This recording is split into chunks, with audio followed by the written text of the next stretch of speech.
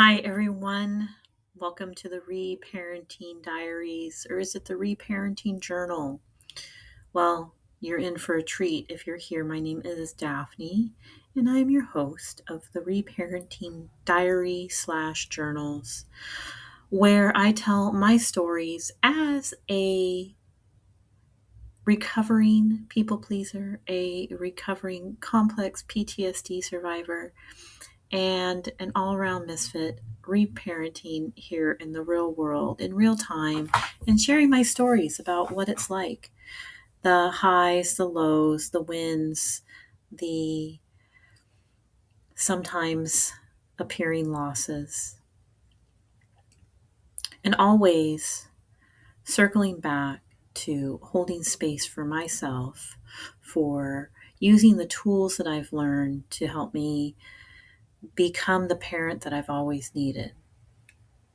So you might ask, if you're new here, what is reparenting? I've had it identified incorrectly before as folks who are in middle age who are caring for their elderly parents. That is a thing, and it's a very common thing and has its own challenges. And my definition of reparenting may touch on some of those challenges that do with having a difficult relationship with a parent, perhaps. However, that's not what the focus of this podcast is. I've also had it misidentified as maybe folks who are new to parenting or maybe step parenting. Also, not exactly the focus, but let me tell you what our focus is. So, if you are someone who waits for the other shoe to drop, if you're someone who, as an adult, when someone gets angry or raises their voice or in some way acts or speaks in a way that activates your nervous system, makes you have like a kind of panicked response or I'm in trouble, even though you're an adult, right? You know that you're not in trouble. But yet, folks that are recovering from complex PTSD can have that feeling, can have that sensation of when someone in our life, an adult, is unhappy with us, be it our boss, our partner, our adult child, a friend. That when it's what's called in common vernacular people pleasing. But how do we become people pleasers? Is people pleasing, in its name, it sounds like it could be a good thing, right? We want to please, right? Um, we don't want to be a people displeaser. So it's kind of the opposite of being someone who's aggressive or abrasive, right? A people pleaser is someone who is um, accommodating and generous and giving, right? And we come into adulthood with these patterns of people pleasing, not because we're super nice people, but because we learned how to manage the emotions of the adults around us when we were children by being pleasing, by being accommodating, by serving and showing how easy we could be. Notice how little trouble that we could be for our adult caregivers because we wanted to be loved and we wanted to be cared for. And as a child, when we felt that our needs were too much for the adults around us, the need for survival generates this behavior of fawning, of people pleasing, as a protective measure for the child, which has no means of caring for itself.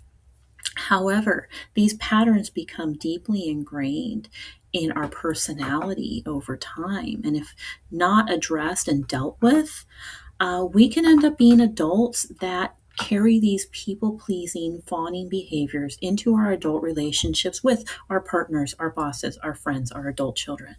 And so that in a nutshell is what reparenting is we learn nervous system tools to help break the cycle of the fawning and the people pleasing, the freeze response of when we are stressed to shut down, or sometimes the stress response of panic, maybe anxiety or panic attacks. These are all variations of how this plays out, nervous system dysregulation from having our needs not met as children. So, what's the solution, right? You may have heard, um, you know, psychosocial experts on the internet say hyperindependence is a trauma response. Well, what is a trauma response? All of these things that I've just described are trauma responses: freeze, fawn, fight or flight, numbing. So, using substances, whether they be legal addictive substances like alcohol or other things of that nature, or whether they be food, namely sugar, our most addictive and highly available addictive substance in our society right now. Or maybe it's relationships. Maybe we become addicted to toxic relationships or avoidant relationships. So maybe when we're unconsciously can try to recreate the dynamic that we had with the parent of being unavailable. And so chasing those that are unavailable to try to get our needs met, to feel that sense of safety, even though we're unhappy, deeply unhappy with these situations. The nervous system creates this biofeedback loop of creating a sense of safety from something familiar, whether it was helpful or whether it was harmful. And so, what we learn as adults reparenting is how to soothe ourselves, how to take care of our inner child, how to self-soothe through anxiety attacks, how to use tools like tapping, EFT. We're going to learn how to do this thing that you may have seen some people do on the internet to calm your nervous system. We're going to use breath work, meditation, yoga, somatic mindfulness inquiry. We're going to use art therapy processing.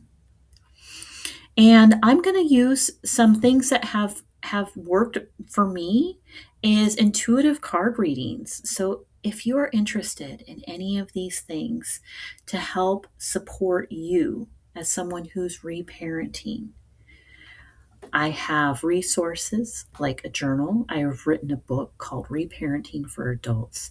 I have a community on school also called Reparenting for Adults.